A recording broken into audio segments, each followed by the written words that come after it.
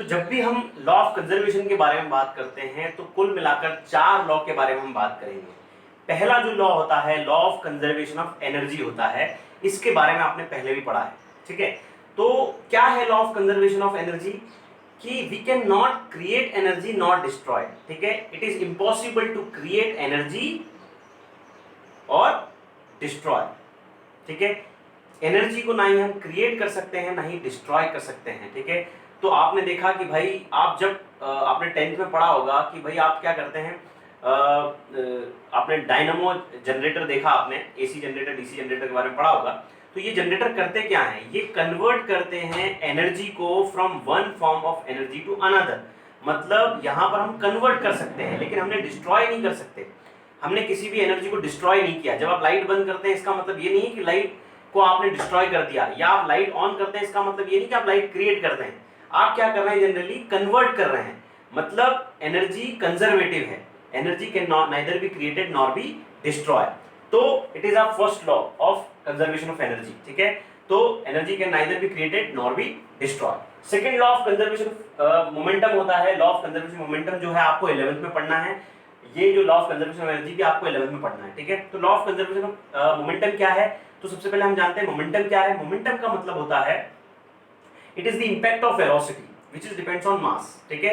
एक ऐसा इंपैक्ट है वेलोसिटी का जो मास और वेलोसिटी के ऊपर डिपेंड करता है, या हम कह सकते हैं it is the product of mass and velocity. Momentum जो होता है मास और वेलोसिटी का प्रोडक्ट होता है और ये कंजर्वेटिव होता है। मतलब यदि हम किसी बॉडी पर कोई फोर्स एक्सर्ट ना करें तब उसका नेट मोमेंटम जो होता है वो क्या होता है? कंजर्व्ड होता है। इसके एग्जांपल आपने कंचों में, आप कंचे के आप 11th में जब आप पढ़ेंगे एक चैप्टर, तो लॉ ऑफ कंजर्वेशन मोमेंटम उसमें पढ़ेंगे आप। जैसे आप बात करते हैं गोली जब आप चलाते हैं, ठीक है, बंदूक की गोली जब चलती है तो वो जब आगे गोली जाती है तो पीछे की तरफ एक जर्क क्रिएट करती है, फोर्स लगाती है। ये भी होता है because of law of conservation of momentum, ठीक है। आप स्ट्रेट के ऊपर जब आप चलते हैं तो कभी कभी आप फिसल के गिर जाते हैं, तो ये भी होता है because of law of conservation of momentum. मतलब जब भी किसी बॉडी पे कोई फोर्स ना लग रहा होता है, नहीं लग रहा होता है, तब उसका जो नेट मोमेंटम होता है वो क्या होता है? कंजर्व होता है। This is the law of conservation of momentum. दूसरा है law of conservation of angular momentum. मतलब एंगुलर मोमेंटम भी क्या होता है? कंजर्व्ड होता है। एंगुलर मोमेंटम कब पढ़ेंगे? जब हम रोटेशनल मोशन के बारे में पढ़ेंगे। एक चैप्टर है आपको रोटेशनल मोशन, उसमें हम इसके बारे में पढ़ेंगे, law of conservation of angular momentum के बारे में। जब किसी बॉडी के ऊपर नेट टॉर्क जो होता है वो कांस्टेंट होता है, फिक्स्ड होता है, ठीक है, तब उसके ऊपर जो होता है एंगुलर मोमेंटम वो क्या होता है? हमेशा कंजर्व्ड होता है। ये लॉ हमें पढ़ना है उस चैप्टर में जो आपके 11th का पार्ट है, दैट इज रोटेशनल मोशन, ठीक है। एक लॉ होता है law of conservation of charge. This is the part of electrostatics, ठीक है। जब हम इलेक्ट्रोस्टैटिक पढ़ेंगे 12th में तो आपको एक लॉ पढ़ना होगा, law of conservation of charge. मतलब charge can neither be created nor be destroy. Charge को ना ही क्रिएट किया जा सकता है ना ही डिस्ट्रॉय किया जा सकता है, ठीक है। जनरली मैं एग्जांपल आपको दे सकता हूं। एक सपोज करिए एक बॉडी है, उसके अंदर 3 छोटे छोटे पार्टिकल्स हैं।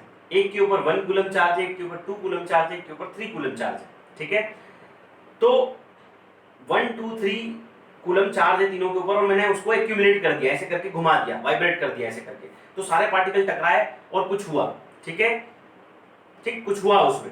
और क्या हुआ? हमने देखा कि भाई जो पार्टिकल्स थे उनमें चार्ज एक्सचेंज हो गया। एक पार्टिकल के ऊपर 1 कूलम चार्ज आ गया, दूसरे पार्टिकल के ऊपर 4 कूलम चार्ज हो गया। तो बताइए तीसरी वाली बॉडी के ऊपर कितना चार्ज होगा, ठीक है।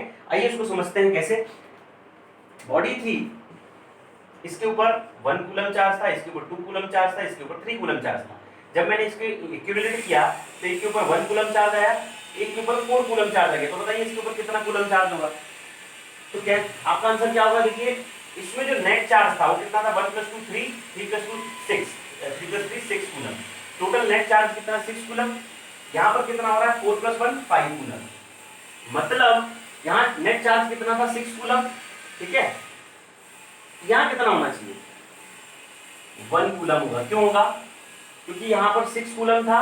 यदि 5 कूलम में मैं 1 ऐड कर दूंगा तो कितना आ जाएगा? 6। मतलब हमने यहाँ क्या लॉ लगाया? हमने यहाँ लॉ लगाया कंजर्वेशन ऑफ चार्ज। चार्ज कितना भी एक्यूमुलेट हो जाए लेकिन चार्ज खत्म नहीं होगा कभी भी। जो चार्ज हुआ शिफ्ट हो गया, लेकिन चार्ज क्या हुआ? यहां पर जो भी आया वो कैसे आया? हमने लॉ ऑफ कंजर्वेशन लॉ लगाया। मतलब चार्ज को हमने ना ही डिस्ट्रॉय कर सकते हैं ना ही क्रिएट कर सकते हैं। यहाँ पर चार्ज एक्यूमुलेट हो गया, चेंज हो गया, लेकिन डिस्ट्रॉय नहीं हुआ। तो 6 कूलम चार्ज यहाँ भी था और यहाँ भी कितना आ गया, 6 कूलम चार्ज। तो इसी को हम कहते हैं law of conservation of charge.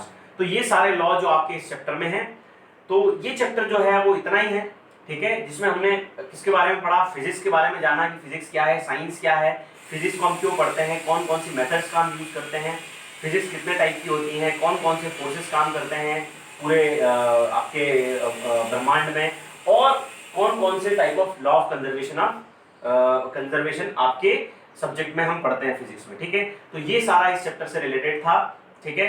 तो बहुत अच्छे से पढ़िए इस चैप्टर को।